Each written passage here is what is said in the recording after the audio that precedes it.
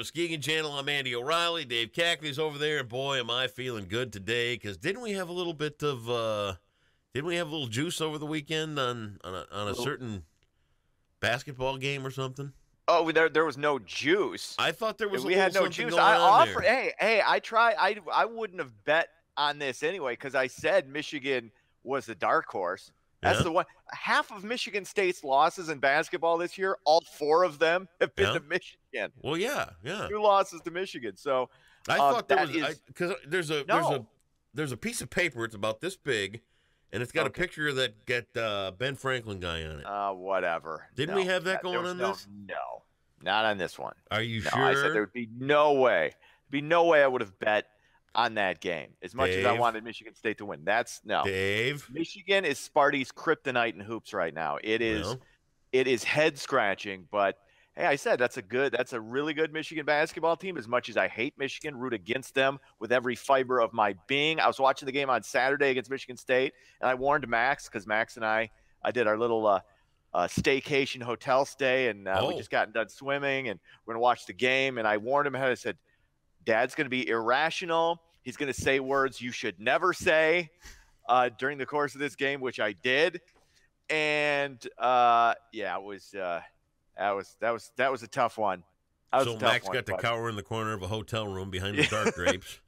Why is Dad swearing like that? Help! I didn't drop any F-bombs or anything, but all the PG-13 swears definitely. Definitely, and I said, I'm sorry, man. I should not. I got irrational. I get like you get when you're upset that you didn't get your way. Although he obviously his language doesn't go like that. Are you talking about me? No, I was talking about him. Max. Okay. Not you when you don't get your way. I mean, because I like to think I'm pretty cool and I don't get my way most of the time. You're not an 8-year-old, but you know. Yeah. Anyway, So Max had a lot to deal with this weekend. A, his father would pay $1,500 to secure his classroom, and B, he had to listen to some swears. Oh, come on. Good God. That's all right. Therapists have to have a future too. Right. Your kid will be fine. Hey, Pop, yum. Oh, you lost that debate. Facebook has spoken. I demolished you in every way you could. You know what that was? That was like the beating Reagan gave to Mondale in 1984. You had like 0 electoral college votes. It was whatever. That was pretty bad. Hey, let's get on to today's news. We had fun rehashing last week. Let's get on to what's going on today. Let's get into it. Winter not over just yet. More snow moving into Muskegon and much of West Michigan in the coming days, starting late tonight and into early Wednesday. Muskegon, Grand Rapids, and Ludington. Now, originally they're saying up to 4 inches. I was talking to Aaron Offsire. He's thinking it's going to be more like a couple. And somehow with like the angle of this, he was explaining it like with the angle of the sun, the snow is not really going to be, it's not the type of snow that's really going to be able to stick. Right. So things aren't going to be, it's not going to be like Snowmageddon or anything, but whenever you're dealing with snow in March, and people haven't dealt with it for a while, it can be a little tricky when you want to travel anywhere. So just keep that. Aaron Offsire is explaining it to you, and you're standing there like that dog looking down the speaker. Huh? What? No, I was able to grasp the intricacies of the meteorological forecast. Yes. Cool. I mean, you can dumb me down, but there's nothing dumb about that. No, you were exaggerating my perceived lack of intellect from your standpoint. Yes, very good. Yeah, that's a great impression of me. So spot on, impressive.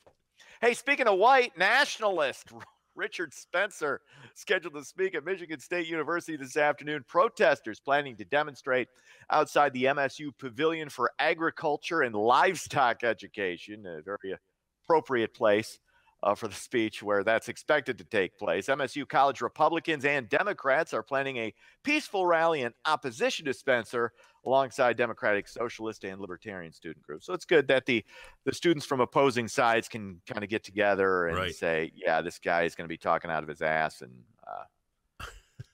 that's what it is. I mean, what I can't get over is that you're in college, right? You're there to get your learn on. You're there to kind of find your feet, find your place in the world, and then you start finding all these little pockets Democratic Socialists for, really? Just go to college. Yeah. Well, people like to join groups. You've got your Libertarians, your Democratic Socialists, your Conservatives. Every little splinter group, and it just all leads to the eventual. We need to be one again. If you want to be Democrats and Republicans, be Democrats and Republicans. Great. But it's just it's this never-ending splintering of everything that goes on every which direction. It's just not good for us, man. I disagree. I think it's good that you have these individual groups because people have different ways of thinking about issues and thinking about. I don't necessarily disagree with that, but yeah. So what's the problem? It's just that it's there is a special interest for everything anymore, and right. all of them are right. There's no room for compromise with any other group. There's no room for discussion. There's no room for discord. Everybody's heels are dug in. I wrote about it over the weekend on Facebook, and it really, really bothers me that we are all coming to the point where everybody's little pocket opinion is the way it's got to be. There is no other way for anybody else to think other than their way, and if that's the case, then F you, and that's how it's going to be, and blah, blah, blah, blah, blah, blah, blah. When's enough? I don't disagree that the discourse needs to be better and you need to listen to the opposing view as opposed to shouting down. Oh, look at you. What? I'm being serious. I said I'm agreeing with. I think the discourse needs to be better. You get where I'm going, though, right? Yeah, I understand where you're going, but when you talk about all these different splinter groups, like in with this story, you have Republicans and Democrats actually joining together to oppose what we need to oppose, which is actual racism. I don't the white disagree nationalist with that. Richard. But what are the other ones that you said after Democrats and Republicans? I said Republicans, Democrats, also Democratic Socialists and Libertarians that are different. Yeah, these are four different views of looking at things, but they're coming together to oppose blatant racism. And that's what we need to do, because it's guys like this that can kind of slip through the cracks when you're not able to actually define what racism is, and you're not or what the alt-right is. That's what the alt-right is, because you get different groups kind of thrown in to the alt-right. You get Republicans and conservatives thrown into the alt-right, and that's not correct, and that's not true. Right. And it's good that, like I said, these different groups can come together and stand against actual racism. I think that's a positive thing. And they have different views. It's okay to have these different views on other issues. But wouldn't it be nice if we didn't have to label every one of these different groups and create this confusion where everybody's got to have their label, and everybody's got to have their flag to fly, and everybody's got to have their cause, and everybody's got to have this, and everybody's got to have that. And after a while, there's so friggin' many of them. How do you keep track of who's who and who's what and what they stand for and why and all this other kind of stuff? It's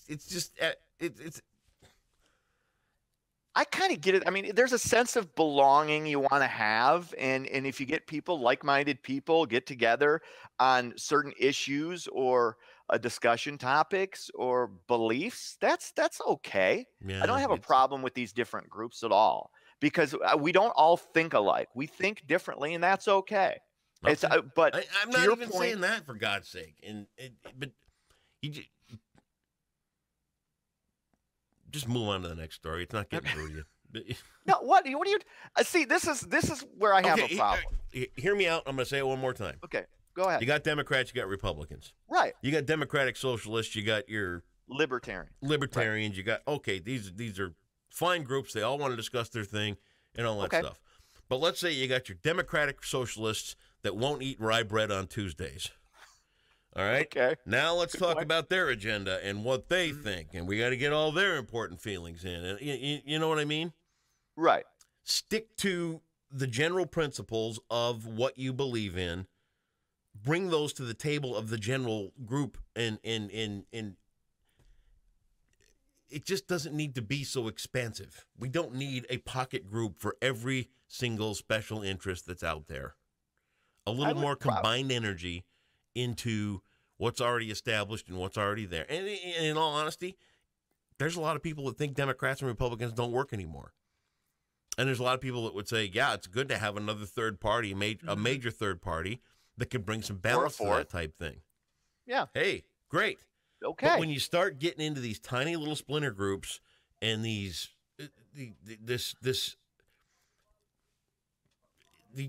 micro agendas and all this other kind of stuff, that's where the confusion starts to set in, and it causes chaos.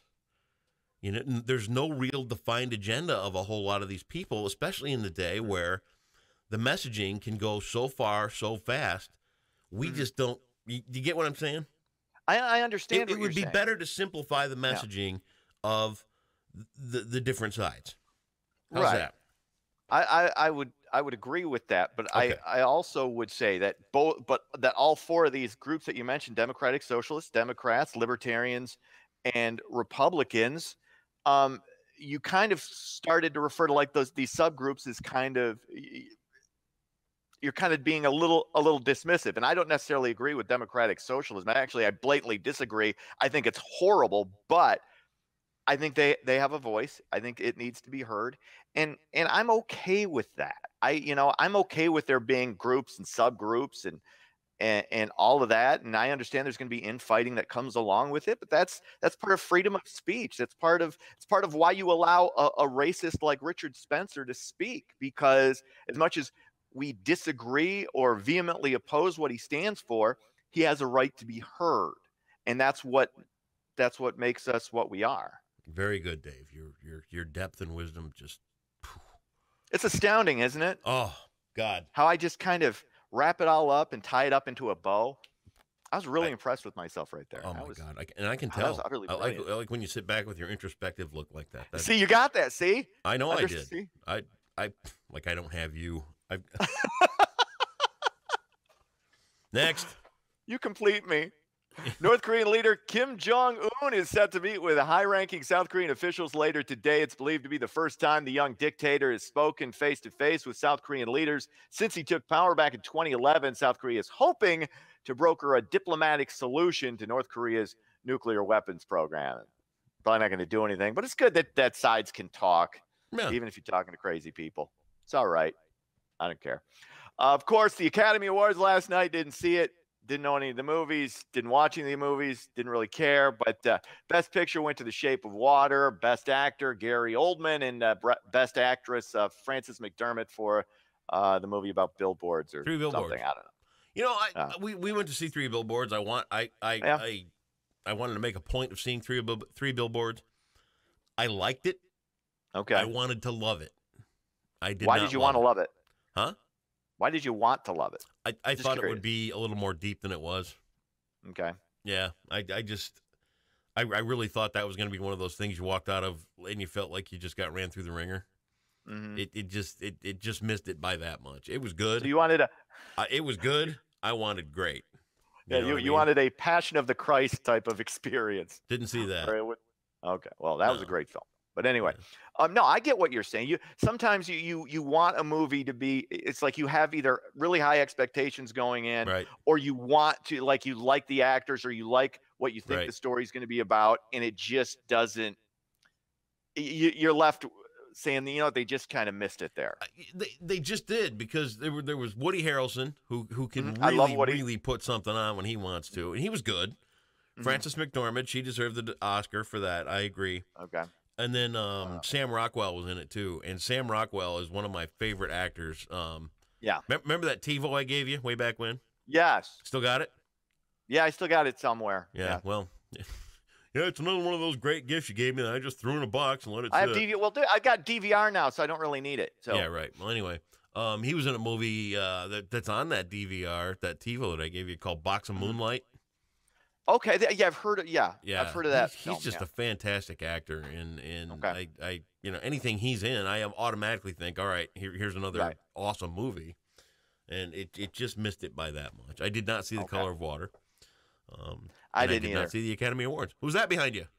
Oh, that's Amy Fox. She's going to update me on something. Hi, Amy Fox. I don't know what it is. Tell her to turn around. Andy O'Reilly says hi. Turn around. Tell her to smile. Okay, gotcha. Wave. Thank you. 100th Street Bridge got hit again. Oh. Northbound. Okay. Thank you. See, there's always something moving in here. That's right. All over the place, all the time, 24/7, 365. Cameo appearance right there. How about that? Go. Star power. But no, that's I like Sam Rockwell. He's Yeah, he's love the great in guy. any movie, pretty much. But I think, in fact, I think he won Best Supporting Actor. I Did he? didn't care about best. I don't care about the supporting. Of I just course gave not. you the nuts and bolts. I gave you actor, actress, and best movie because evidently the Oscars went longer. They set another record for length of a ridiculous award show, and it's just not We, not my thing. You know, we watched the I Andy don't need Griffith it. show last night. Nice, see, Yeah. that's better. I don't need an uneducated poli sci lecture when it.